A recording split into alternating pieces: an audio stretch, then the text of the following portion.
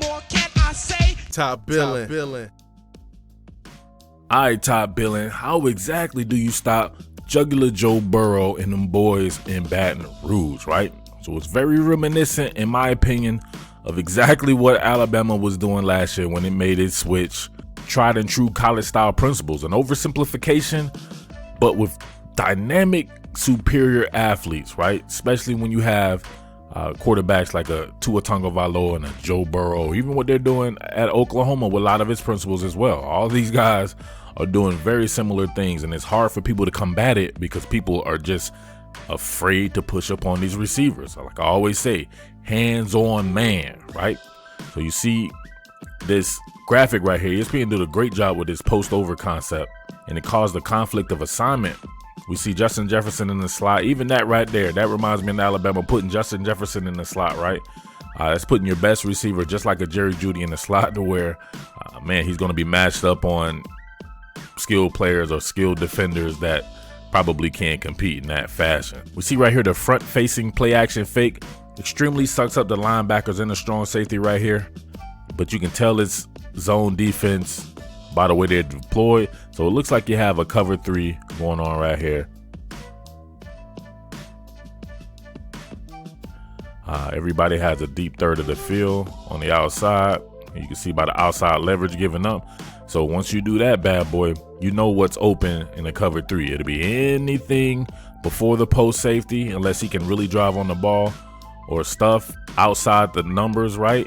Especially if you're in these military sets we've seen before with these snug grips. What they do is, though, Joe Burrow's so accurate with a strong arm, push the post safety back, look, over route wide open. What are you going to do with that? And then you're getting into the best receiver in college football. At least one of them, 1A, 1B, 1C with Jerry Jeudy and CeeDee Lamb, Justin Jefferson. Lights out. Once again, ESPN did a really good job of this graphic, which is what you would normally notice as a vertical concept. Usually this is exactly what you would do in a 4 verts concept, right? And why this reminds me of Alabama is because remember last year Alabama had the tight end Irv Smith. That was a straight matchup nightmare, right? I think Thad Moss has a chance to be that as well, because Thad Moss is going to be drawing safeties, and I'm not sure too many safeties can cover. Actually, there's one in Alabama that can cover really well. That's going to be a good matchup right there, going against Xavier McKinney when that happens, but we'll get to that another day. But the fact that they're able to match up like that. So when they did this, they remarked, and they talk about the graphic here, we'll see in a little bit. Actually, go to that right there. So they started to really talk about the vacation, right? The void in this zone, and that's where they were hitting, but they didn't show the route that really made it. That would be Jamar Chase right here. Originally looked like he was running some type of shallow drag or something, but he kind of just stopped it. So that force, right? Looks like cover 1. Looks like pretty much cover 1. You'll have Brad Stewart dropping back deep at a post safety. Probably look like you got some kind of rat or whatever you would want to call that as well, dropping in right here. So you kind of have a 2 level going with the defense, but it's still man defense. So this forces CJ Henderson here, the corner, to vacate because he follows Jamar Chase. And that's where that void comes from. So no play action on this one. You see Brad Stewart, the safety, post in the middle of the field. Now check this out. Man-to-man, Kyer Elam on Stephon Sullivan right here. Marco Wilson almost looks like he's beat immediately, so Joe Burrow probably could have came right here too, but he makes a really good decision to find a matchup right here. Even though Sean Davis, the safety, was all over it, it didn't matter. The throw was just too good. So you see it right there. Now you got just a step on him, and Burrow's going to put it most of the time exactly where it needs to be. Perfect throw. And a little bit of run after the catch with it as well. All right, so this was schemed up to perfection to cause a conflict of assignment, right? So we see an empty set with CJ Henderson across from Jamar Chase in man coverage. But then you have the running back walked out here. So this is how you know something is man coverage or not, right? So they go ahead and take the running back, walk him out here, and then the linebackers follow suit. So a linebacker out here in space. But guess what? They're going to pretty much pull a switch release with like a delay you're going to have Jamar Chase going after Clyde Edwards-Helaire here, who they're pretty much just running vert, right, in the same area. What they needed to do was be able to banjo this, but you can't banjo this, right? So in the banjo, CJ Henderson would stay where he's at and just go with the route that comes near him, right, which would end up being this particular route right here.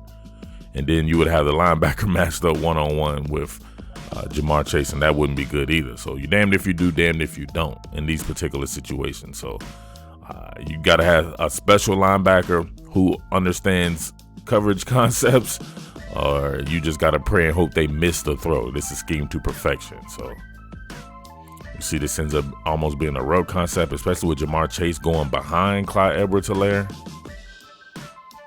Right, so boom, there it is right there. There's your rub concept. However, it wouldn't matter right now if the linebacker understood what was going on, because he would turn, flip his hips, and then run with Jamar Chase, which is virtually impossible. So that's why a lot of these people will try to counter with sub-package personnel, right? So this would be multiple defensive backs out here, but then you run the risk of getting ran on.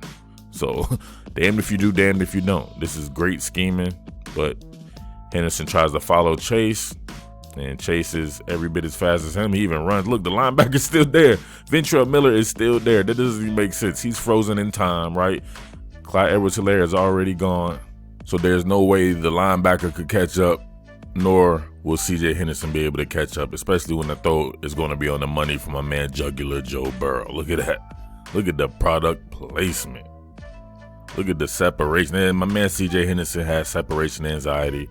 Brad Stewart not fast enough to catch Jamar Chase, nor is anyone else in college football for that matter, especially if he has a step on you. Here's the bread and butter play, though, that this whole thing is really truly built around, right? Now, people say RPO offense is so annoying.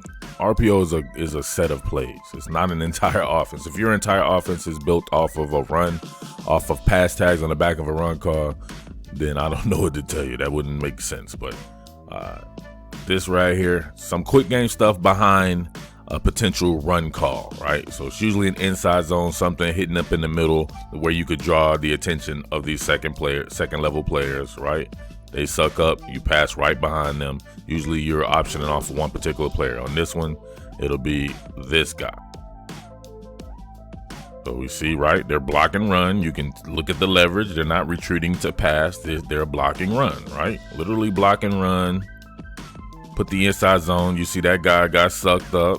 Look, it's even worse than I thought. He got sucked up, and then this is what makes it bad. And so did the the third level player, Brad Stewart, the safety.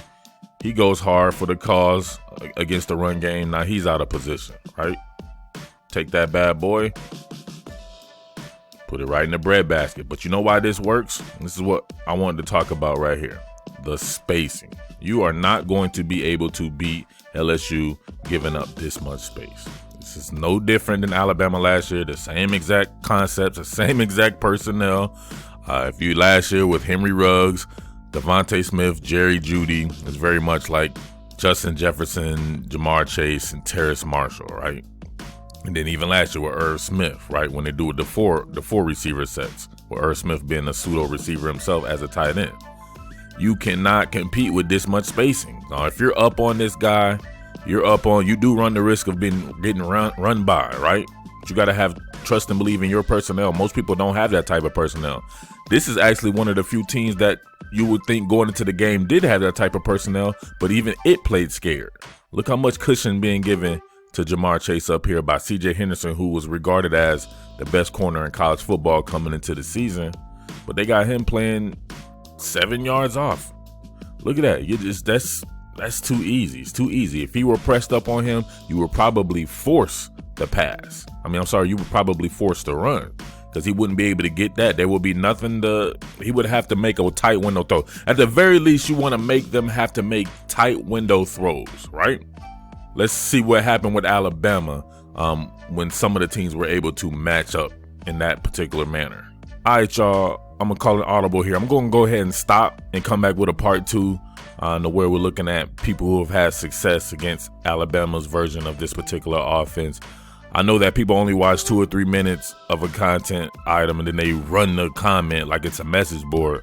But it's no use in doing that to me on this here because it'll be a waste of time, in my opinion. So I'll do it on one of my pay sites or something like that. I'll get 20 straight minutes. So those people are paying for it, and I know that they'll more than likely watch it since they are paying for it. But I'll come back with this at a later date, maybe next week or something like that if I have time. Like I said before, you got to worry about the spacing. You got to worry about the athletes on the field. You got to worry about the quarterback. So how do you combat that? There were some teams last year that gave Alabama, nobody stopped it really. Even Clemson, for the most part, you couldn't say stopped it, but it was stuff that they did, but nobody was doing it consistently. So we'll see if people are able to do that this year. So they have a little bit more on it, and got to throw in Oklahoma with that as well. Oklahoma may be the best doing it, period. So, and what people were doing against Oklahoma. So you got to have the personnel, you got to have the defensive coordinator, and you got to have the wherewithal at all times against an offense like this. So this LSU offense is a mother. Jugular Joe Burrow, always going for the jugular vein, always going at the neck of your defense. How are you going to stop it? I don't know. We'll find out on part 2, all right? But with that being said, it's your boy Murf, the Underground King, top Billin Sports, and I am out. Peace. What more can I say? Top Billin.